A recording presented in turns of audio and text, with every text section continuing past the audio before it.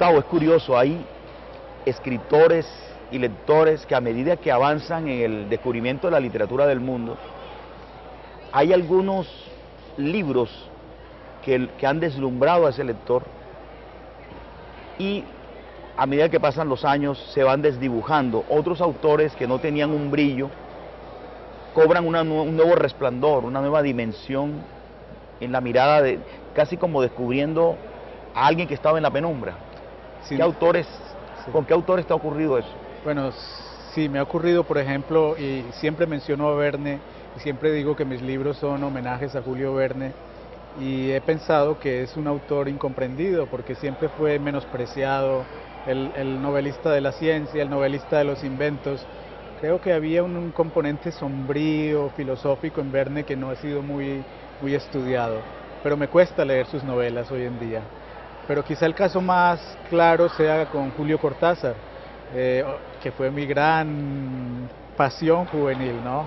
Ese autor que leía y recitaba de memoria, y probablemente mis primeros cuentos se parecen mucho a los cuentos de Cortázar. Como dice Eliot, el escritor joven imita, el escritor mayor roba. Entonces, con Julio Cortázar me ha pasado que obviamente vuelvo a sus cuentos, vuelvo a sus novelas, pero ya no hay esa pasión, esa fascinación juvenil por su obra.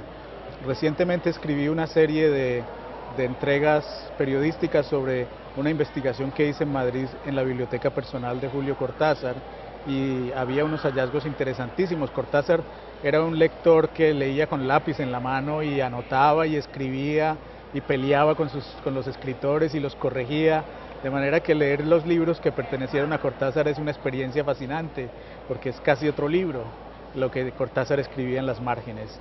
Leer, por ejemplo, los libros de John Keats, la biografía de John Keats o las cartas de John Keats, leídas por Cortázar, es otra experiencia, porque está lleno de comentarios por todos los bordes del libro. Entonces fue como reencontrarme con Cortázar, pero obviamente ya no con esa pasión juvenil. Por el contrario, cuando era joven traté de leer a Onetti y me costaba mucho trabajo, y ahora entiendo por qué, porque Onetti es un autor para, digamos, personas que ya han vivido mucho más, han experimentado mucho más el fracaso y el envejecimiento y el paso del tiempo, esas cosas tan duras que nosotros cuando somos jóvenes no queremos aceptar. Hay ese cuento tan hermoso de Onetti, Bienvenido Bob, que es toda una lección sobre lo que significa envejecer. De manera que solo con el tiempo he encontrado a Onetti, y hoy en día es uno de mis autores favoritos. Yo cada cierto tiempo releo El Astillero y me parece que es una obra que va a durar siglos y que se va a leer con mucha pasión, con mucho interés en el futuro, y es una obra hermosísima. Es un poema de 200 y más páginas sobre la tristeza, sobre esos sueños rotos que todos llevamos y que nos acompañan. Hay unas escenas verdaderamente conmovedoras de Larsen en El Astillero, solamente viendo el paso del tiempo y cómo sus sueños de juventud se fueron desmoronando. Onetti es un autor que admiro y quiero muchísimo, y leo y aspiro una de mis aspiraciones es escribir simplemente un libro de comentarios sobre El Astillero, como coger cada capítulo y analizar cada frase y decir algo sobre esas frases, porque hay unas que son verdaderos poemas, como esa escena en la que hay una mujer flaca y embarazada y al lado de unos perros, y dice probablemente la verdad, la única verdad que todos podemos decir, y es: me parieron y aquí estoy. Las únicas verdades de las cuales estamos seguros, más o menos seguros. Y bueno, con el tiempo he descubierto otras pasiones. Por ejemplo, Chesterton es un autor que siempre releo y me devuelve las ganas de vivir, porque es un loco desmesurado que lo despeja a uno, le quita, digamos, tantos condicionamientos que el mundo contemporáneo nos impone a través de los medios, que nos alejan de la vida verdadera. Chesterton actúa como una cura contra las ilusiones, contra las alienaciones, y nos dice: mira el mundo como es, mira la realidad, De manera que cuando necesito curar el alma, leo a Chesterton. Compartimos con el poeta Rómulo Bustos la biografía de Chesterton sobre San Francisco de Asís. Sí. Es un libro precioso. ¿Qué libro recomendarías a un joven lector que no ha descubierto a Chesterton, de su obra narrativa? Bueno, curiosamente la obra narrativa de Chesterton tiene eso que los ingleses llaman self-consciousness. Chesterton era tan inteligente que le cuesta ser espontáneo en las obras narrativas. Entonces es demasiado consciente de todas las truculencias, digamos los juegos estructurales y el juego de artificios que es una narración. Entonces siempre que Chesterton está escribiendo una novela, está también escribiendo un ensayo sobre el arte de la novela y diciendo por qué la novela moderna no es lo mejor que existe. Entonces es difícil realmente leer a Chesterton como narrador. Pero hay un pequeño libro que me gusta mucho, que no es muy conocido y no sé si ha sido traducido al español, y es justamente basado en Don Quijote. Se llama,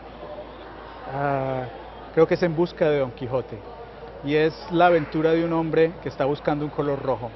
¿Por qué? Porque en Chesterton el color es algo muy importante. Si uno lee a Chesterton siempre hay colores, azules, verdes, violetas. Es un autor lleno de colores. Y tanto es que en esta novela, que es un homenaje a Don Quijote, el protagonista está buscando un cierto tono de color que se usaba en las pinturas medievales y que su amada necesita para terminar un cuadro. De manera que es una aventura buscando un solo color. Y el color en Chesterton es el sentido de la vida. Ese es el significado. De manera que esa es una narración que yo recomendaría. Pero definitivamente recomendaría sus ensayos. Heterodoxia es una colección de ensayos fundamental. Porque constantemente vivimos en la superstición de que el mundo moderno es lo máximo. Constantemente vivimos convencidos de que el progreso siempre es un salto hacia adelante, y Chesterton nos cura de ingenuidades y nos dice el progreso es una superstición. Y su defensa, por ejemplo, del mundo medieval, dice: el mundo medieval, mientras el mundo moderno es una carrera, el mundo medieval era una danza, y justamente por habernos embarcado en una carrera nos estamos perdiendo del sentido de la vida. Entonces hay toda una defensa de lo medieval. Está esa biografía de San Francisco de Asís, está esa biografía de Tomás de Aquino, la biografía de Chaucer. Chesterton era una persona obsesionada con la Edad Media, y cuando uno lee sus ensayos sobre la Edad Media descubre, bueno, tal vez no somos tan avanzados como pensamos, tal vez nos embarcamos en una carrera hacia el lugar equivocado, tal vez nos estamos alejando de lo que verdaderamente significaba ser humanos y conscientes de la vida. Has tocado un tema muy pertinente ahora que nosotros que somos padres de adolescentes que quedan atrapados bajo el embrujo del computador o de los videojuegos o del chat y se pierden las experiencias del contacto personal. ¿Cómo ves la nueva generación de los jóvenes que están bajo ese vértigo con la amenaza de perder el sentido de la cadencia y de esa danza de la que hablabas?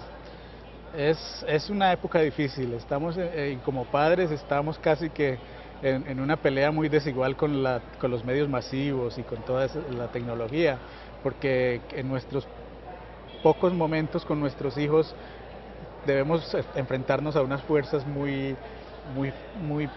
abrumadoras, muy positivas sobre la conducta de la gente.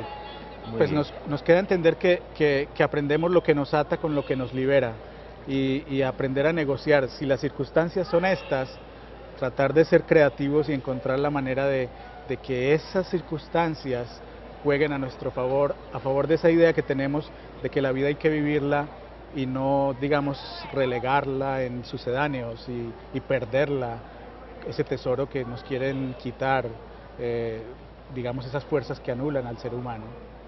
Muy bien, agradecemos infinitamente a Gustavo Arango en esta serie de de conversaciones y confesiones que enriquecen toda esta serie y esta agenda de Al Pie de la Letra, el programa del canal de televisión de la Universidad de Cartagena. Muchas gracias. Gracias Gustavo. a ti, Gustavo, muy amable. Muy bien.